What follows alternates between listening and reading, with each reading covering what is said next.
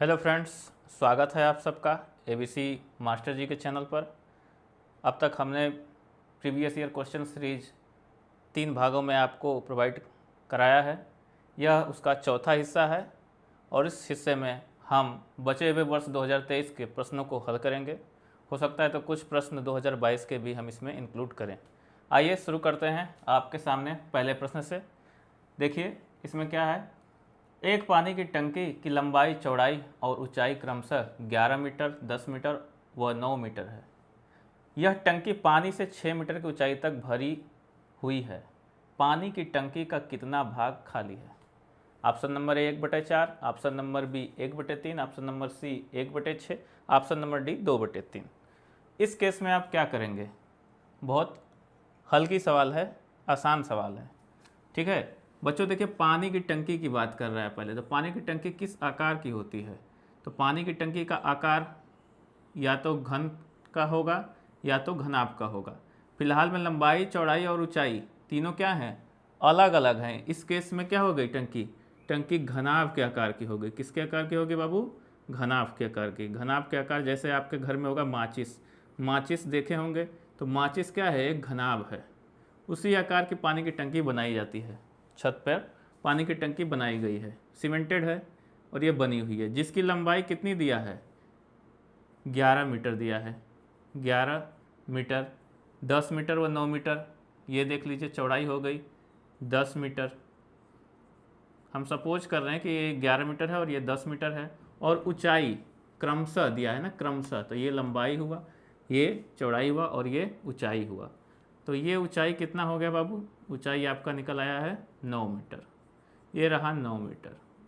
ठीक, यह टंकी पानी से 6 मीटर की ऊंचाई तक भरी है।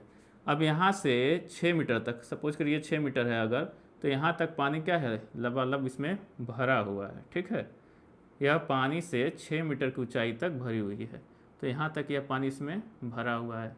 तो 3 मीटर क्या है इसका? खाली होगा। कितना खाली है? 3 मीटर खाली होगा कि नहीं होगा? क्योंकि 6 मीटर यदि 6 मीटर आपका भरा है तो 3 मीटर क्या होगा? खाली होगा। तो 3 मीटर क्या है? खाली है। ठीक, और भरा हुआ हिस्सा कितना है? 6 मीटर है। टोटल है 9 मीटर, भरा हुआ हिस्सा ये रहा 6 मीटर। तो कैसे कह रहा है कि पानी की टंकी का कितना भाग खाली है? अब देखिए वॉल्यूम, तो पहले एक बेसिक चीज़ जान लीजिए कि घनाभ का आयतन क्या होता है। घनाभ का आयतन बच्चों, घनाभ का आयतन क्या होता है? तो घनाभ के आयतन का एक बेसिक फार्मूला होता है जिसका कहा जाता है लंबाई गुणे चौड़ाई गुणे ऊंचाई। और इस फार्मूले से ही आयतन निकलता है। तो जितना पानी भरा हुआ है, यदि टोटल, पहले टोटल आयतन, क्योंकि पूछ रहा है कि पानी की टंकी का कितना भाग खाली है। तो कोई भी चीज़ है, जैसे आपके सामने है, ये तो आसान सवाल है। जैसे ये गिलास ही होती है और गिलास में पानी भरा होता है बाबू। गिलास आधा हिस्सा पानी भरा है, तो आप कितना बताएंगे कितना खाली है? यदि आधा है, ये आधा अगर भरा हो, ये आधा हो, सपोज करिए कि ये पूरा 10 मीटर है। ठीक, ये 10 मीटर है और तो ये 5 मीटर हो और 5 मीटर भरा हो, तो 5 मीटर क्या होगा? खाली होगा। उस केस में हम कह सकते हैं कि गिलास क्या है? आधा भरा हुआ है और आधा खाली है। तो आधा भरा हुआ तब कहते हैं जब आधा 5 मीटर भरा और 5 मीटर खाली है। इस केस में भी सेम टू सेम ऐसे ही है, लेकिन एक बार वॉल्यूम को हम समझ लेते हैं, बाकी चीज़ें तुरंत आसानी सेकंडों में आप कर सकते हैं। लेकिन एक बार वॉल्यूम को देख लीजिए, जो कि बेसिक क्या है। तो लंबाई गुणे चौड़ाई गुणे ऊंचाई हो जाएगी। लंबाई कितनी है? 11 मीटर है। चौड़ाई कितनी है? 10 मीटर है। और ऊंचाई कितनी है? 9 मीटर है। और यह इसका मात्रा क्या होगा? मीटर क्यूब हो जाएगा। तो मीटर क्यूब आएगा यहाँ पे। ठीक, ये हो गया टोटल आयतन। ये टंकी का टोटल आयतन हो जाएगा, क्योंकि ये इसका फार्मूला होता है। और इस फार्मूला के आधार पर यदि टंकी का टोटल आयतन निकालें तो ये आ जाएगा टंकी का कुल आयतन। कुल आयतन, टंकी का कुल आयतन। ठीक है ना? तो टंकी का कुल आयतन इतना आ गया। अब इसमें से पानी जो भरा उसका आयतन निकाल लीजिए। भरे हुए टंकी का आयतन, भरे हुए टंकी का आयतन, भरे हुए टंकी का आयतन बाबू कितना होगा? पानी कितना हिस्सा तक भरा हुआ है, तो लंबाई तो वही रहेगी बाबू, 11 ही रहेगी, चौड़ाई भी 10 ही रहेगी, लेकिन जो ऊंचाई है, ऊंचाई कितना भरा है, 6। तो क्या हुआ, भरा हुआ आयतन कितना हो जाएगा, 6 मीटर क्यूब। अब पूछ रहा है कि कितना हिस्सा भरा है, कितना भाग खाली है। अब पूछ रहा है कितना भाग खाली है, तो खाली भाग का आप निकाल सकते हैं कि पानी की टंकी का कितना भाग खाली है। तो जितना खाली भाग, ये तो भरे हुए टंकी का आयतन हो गया, तो खाली हुए टंकी का आयतन बता दो। खाली हुए टंकी का आयतन, तो खाली हुए टंकी का आयतन कितना होगा बाबू, 11 गुणे 10 गुणे कितना खाली है, 3 मीटर क्यूब। ठीक, क्योंकि मीटर गुणे मीटर गुणे मीटर कितना हो जाएगा, मीटर क्यूब। तो इस केस में आप क्या करेंगे, अब देखिए, अब आप आराम से निकाल सकते हैं। आपसे दो तरह के सवाल पूछ सकता था कि पानी की टंकी का कितना भाग भरा है, पानी की टंकी का कितना भाग खाली है। फिलहाल में पूछा है पानी की टंकी का कितना भाग खाली है, तो आप निकालेंगे कितना हिस्सा, माने वह भाग जो खाली है, जो भाग खाली है वो कैसे करेंगे, तो नीचे वाला कुल आयतन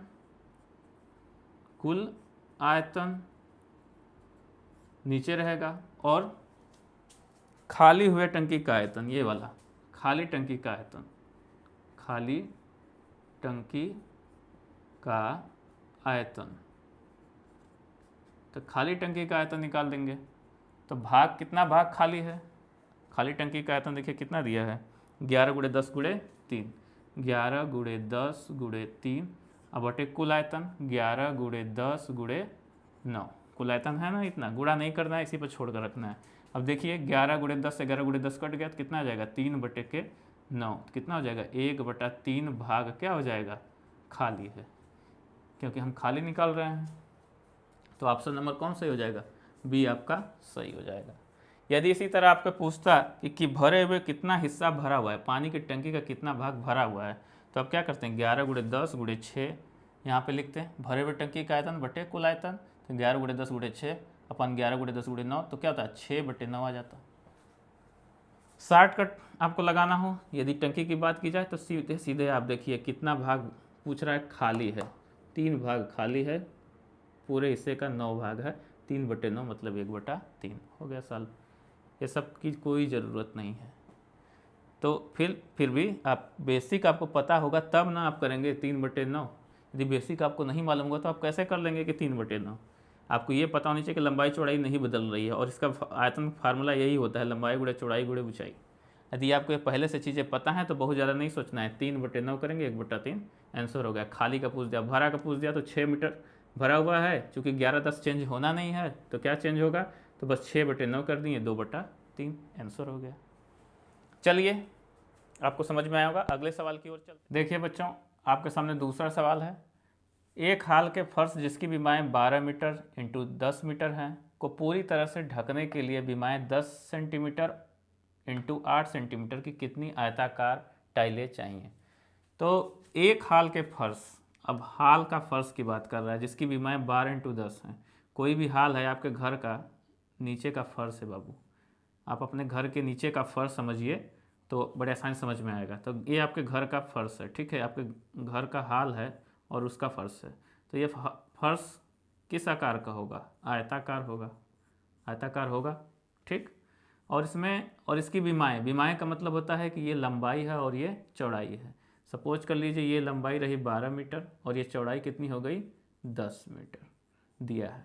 चूँकि यह आयत है तो आयत का क्षेत्रफल का फार्मूला क्या होता है बाबू, आयत का क्षेत्रफल, आपको याद होना चाहिए कि आयत का क्षेत्रफल बराबर लंबाई गुणे चौड़ाई। अगर यह मीटर में है तो इसका मात्रक क्या हो जाएगा, मीटर स्क्वायर हो जाएगा। इन चीज़ों का ध्यान दिया जाता है, ठीक है, मात्रक का विशेष ध्यान देंगे, नहीं तो सवाल क्या हो जाएगी, गलत हो जाएगी। अब इस हाल में हमें क्या करना है, अब इस हाल में हमें क्या करना है बाबू, टाइल्स लगाना है, टाइल्स लगाना है छोटे छोटे। सपोज करिए लगाना है इसमें आयताकार टाइलें, जैसे कि ये आयताकार टाइल हो गई एक, ठीक, और ये इससे सटी हुई दूसरी, फिर तीसरी, चौथी, एक ही आकार की हैं, 5वीं, 6ठी, 7वीं, 8वीं और ये रही 9वीं। इस तरह आपको पूरा लगाना है, पूरा फर्श पर नीचे ज़मीन के बिछा देना है ये टाइलें। और इस एक टाइल्स का, ठीक है, और ये भी टाइल्स तो आयताकार ही है, यह टाइल्स भी क्या है, आयताकार ही है। क्यों? क्योंकि ये भी दिया है 10 सेंटीमीटर इंटू 8 सेंटीमीटर। ये जो छोटी टाइल्स है, यदि हम यहाँ पर देखें इसको, इस छोटी टाइल्स, तो इसकी बीमा क्या दिया हुआ है, 10 सेंटीमीटर। ध्यान दीजिएगा, ये 10 सेंटीमीटर है और यह पूरा क्या है, मीटर में, और 8 सेंटीमीटर दिया है। तो एक टाइल्स जो एक टाइल्स है इसका, ठीक है ना, एक टाइल्स का क्षेत्रफल कितना होगा बाबू? तो ये भी तो उसी आधार पर निकलेगा जैसे ये निकल रहा है, लंबाई गुणे चौड़ाई। तो इसकी लंबाई कितनी है, 10 गुणे 8, कितना हो जाएगा, 10 गुणे 8। और जैसे ये मीटर में है तो ये सेंटीमीटर में, तो यहाँ पे क्या हो जाएगा, सेंटीमीटर स्क्वायर हो जाएगा। आप पूरे हाल का क्षेत्रफल निकाल लीजिए, हाल का क्षेत्रफल,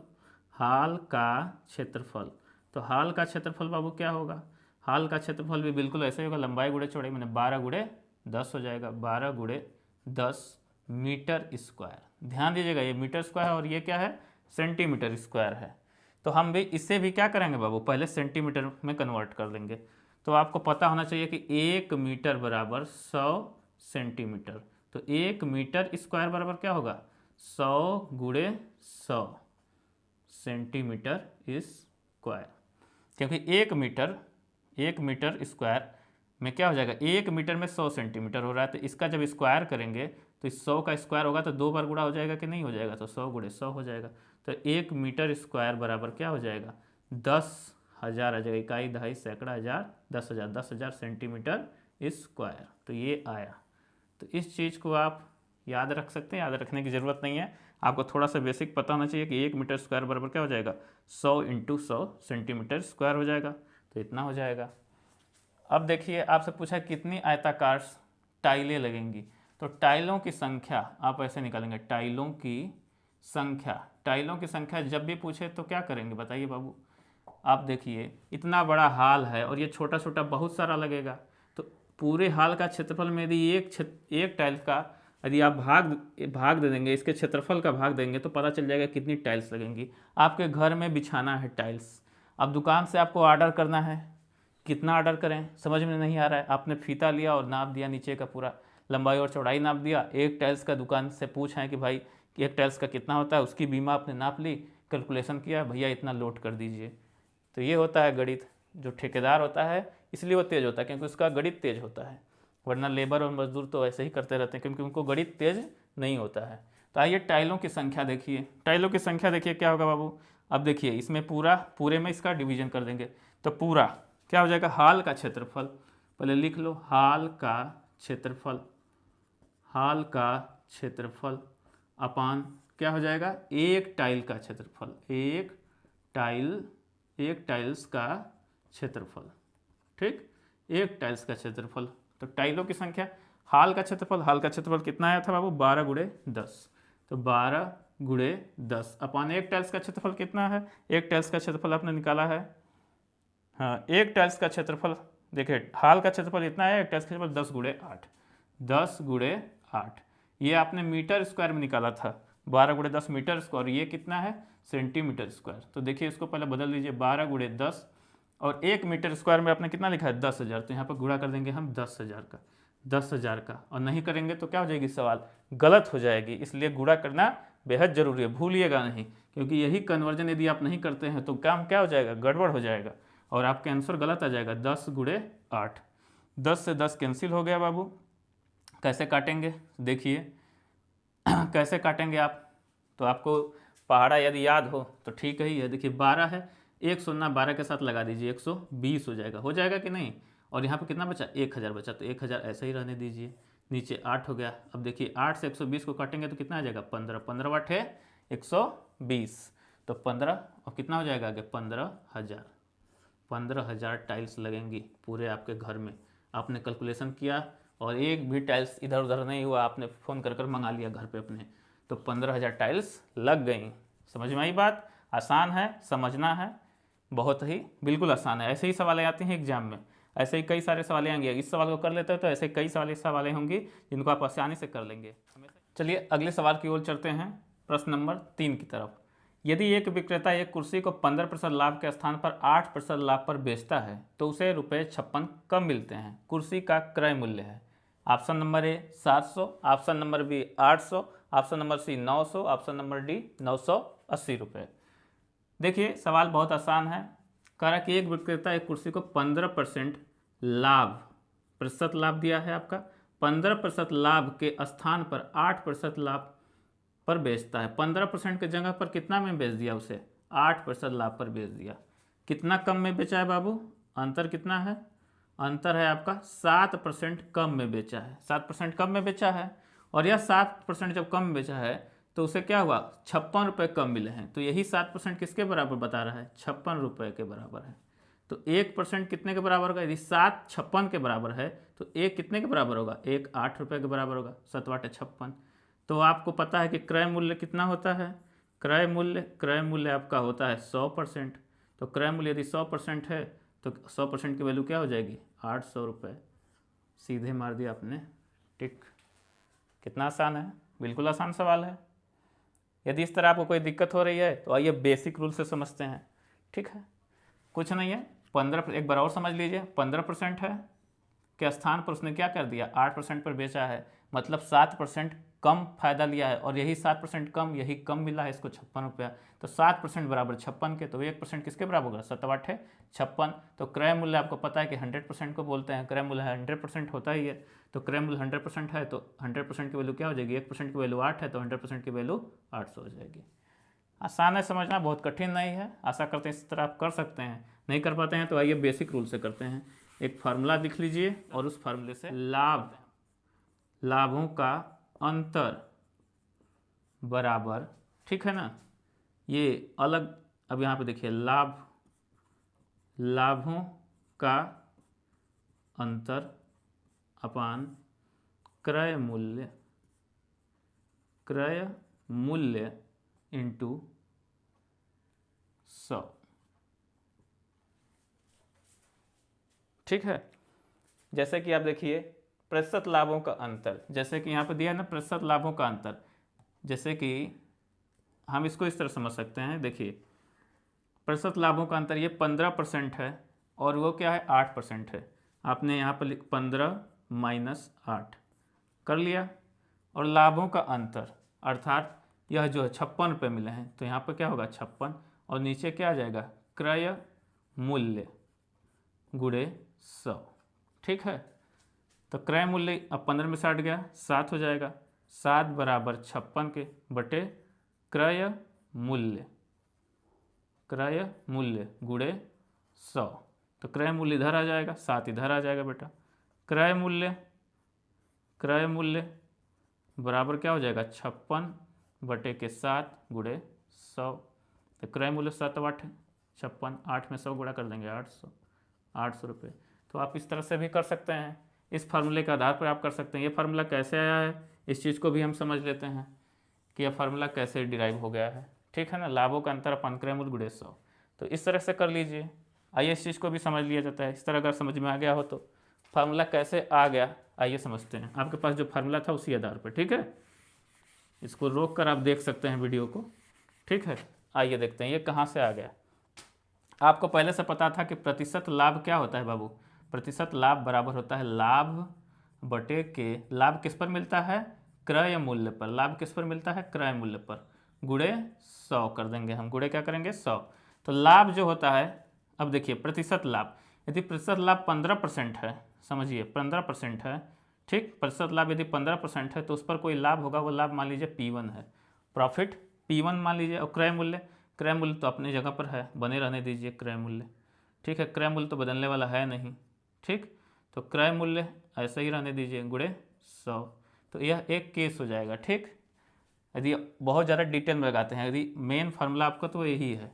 इस फार्मूले का कोई मतलब ये तो हम ऐसे ही लिख दिए हैं, ये अलग से कोई फार्मूला आता नहीं है, बस ऐसे लिखा गया। देखिए कैसे लिखा गया।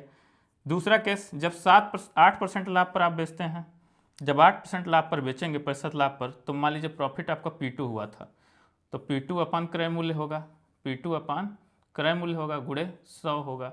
ये हो जाएगा केस नंबर 2। अब देखिए दोनों, अब इनका अंतर, तो 15 में से 8 घटाएंगे तो क्या आ जाएगा, लाभों का अंतर हुआ कि नहीं, और इधर क्या हो जाएगा, P1 माइनस P2 हो जाएगा, तो वही आ जाएगा लाभों का अंतर आएगा ना। तो इधर से जैसे ही आप इक्वेशन जो ये इक्वेशन नंबर 1 इक्वेशन नंबर 2 को घटाएंगे, equation number 1 minus equation number 2 मैंने ये एक तरह से एक इक्वेशन बना है और ये भी एक तरह से बना है इक्वेशन। यदि दोनों के एक दूसरे में घटाते हैं बाबू तो 15 माइनस 8 इधर का इधर घटेगा और इधर क्या हो जाएगा, P1 माइनस P2 अपान क्रय मूल्य हो जाएगा, क्रय मूल्य गुणे 100 होगा ना। और यह P1 माइनस P2 की वैल्यू यहाँ पे दिया हुआ है कि 56 रुपये कम मिलते हैं, तो यही आ जाएगा 7 बराबर के P1 माइनस P2 की जगह पे क्या लिखा जाएगा, 56 और अपान क्रय मूल्य, ठीक है, गुणे 100। तो वैसे ही आ गया जैसे पहले आया था। तो आप यहाँ से भी लगा सकते हैं, ये 56 इधर क्रय मूल्य जाएगा, तो क्रय मूल्य बराबर क्या हो जाएगा बाबू, क्रय मूल्य बराबर क्या हो जाएगा, 56, ये 56 है, 56 हो गया और ये 7 आ गया नीचे, गुणे 100, 7 8 56 तो कितना आ जाएगा, 800 रुपये आ जाएगा। तो इस तरफ से देखते हैं कि ऐसे भी आ सकता है। तो आप डायरेक्टली इतना सब कुछ करने से अच्छा है कि आप इस फार्मूले को बाबू याद रखिए, इसलिए हमने इस फार्मूले को आपको लिख कर दे दिया है कि प्रतिशत लाभों का अंतर बराबर लाभों का अंतर, ठीक है, अपान क्रय मूल्य गुणे 100। आशा करते हैं चीज़ें आपको समझ में आई होंगी। ये उसका डिस्क्रिप्शन था, थोड़ा सा ये इसमें कठिनाई लगेगा आपको, इसलिए मैंने इसको डायरेक्टली आपको बता दिया था ताकि आपको आसान लगे, बेसिक चीज़ भी आसान लगे। यदि आप ज़्यादा दिमाग नहीं लगाना चाहते तो आप इससे लगा लीजिए, इससे भी आसान था, इससे पहले वाला कुछ नहीं करना था, सिंपल है, बहुत आसानी से कर सकते हैं। आइए अगले प्रश्न की ओर चलते हैं। प्रश्न नंबर 4, एक मालगाड़ी जिसकी लंबाई 1 किलोमीटर है 45 किलोमीटर पर घंटे की चाल से चल रही है, इस मालगाड़ी को 2 किलोमीटर की लंबी सुरंग से निकलने में कितना समय लगेगा। तो बच्चों 1 किलोमीटर की मालगाड़ी है, मालगाड़ी की लंबाई कितनी है, 1 किलोमीटर। तो फ्रेंड्स 1 किलोमीटर हम इसको रेलगाड़ी को मालगाड़ी को बना लेते हैं, ठीक है, मालगाड़ी है, कोयला इन सबको ढोने वाली गाड़ियाँ जो होती हैं उसे मालगाड़ी कहा जाता है। इसकी लंबाई कितनी है, 1 किलोमीटर है, कितनी है, 1 किलोमीटर, 1 किलोमीटर है।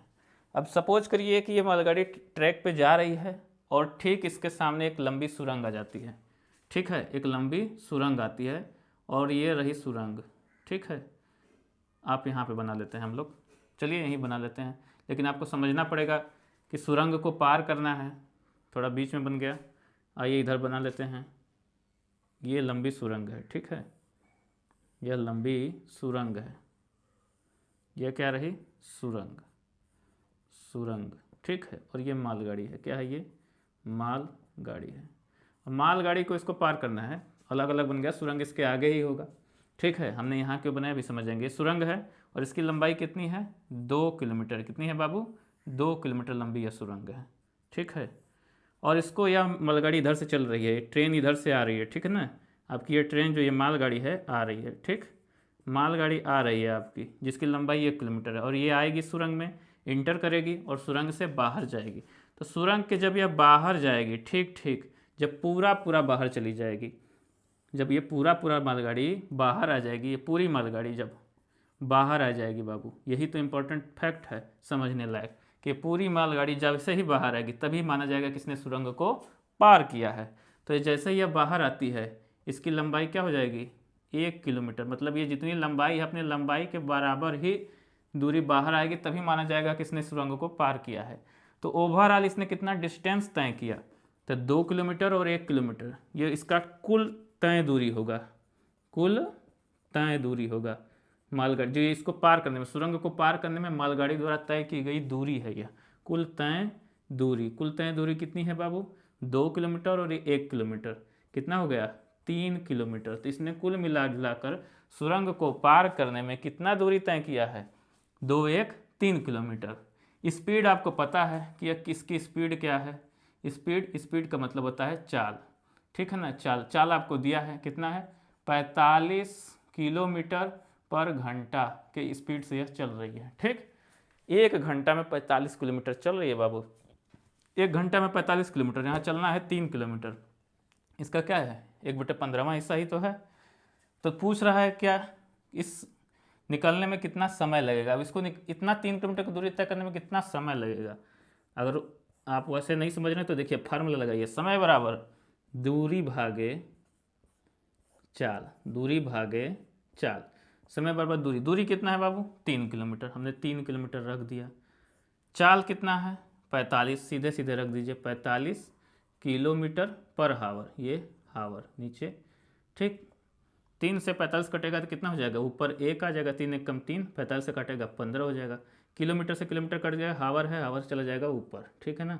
हावर कहाँ गया, हावर मतलब घंटा, हावर का मतलब घंटा, तो घंटा ऊपर आ गया। तो 1/15 घंटा का समय लेगा। लेकिन उत्तर किस में दिया है, मिनट में दिया है।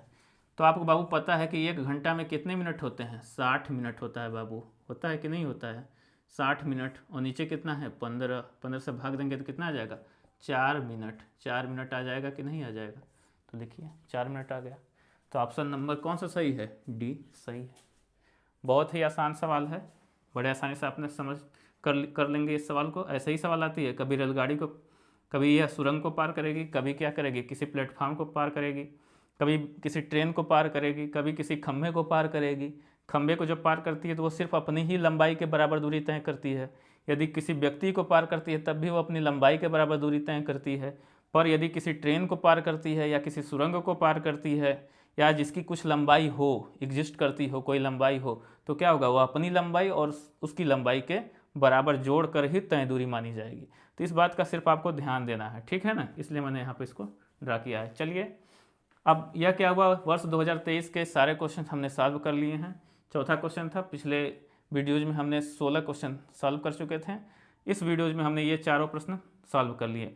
अब अगला वीडियो हम वर्ष 2022 का लेकर आएंगे, जिसमें PYQ क्वेश्चंस, जितने भी प्रीवियस ईयर क्वेश्चंस होंगे वो हम अगले वीडियो में आपको प्रोवाइड कराएंगे।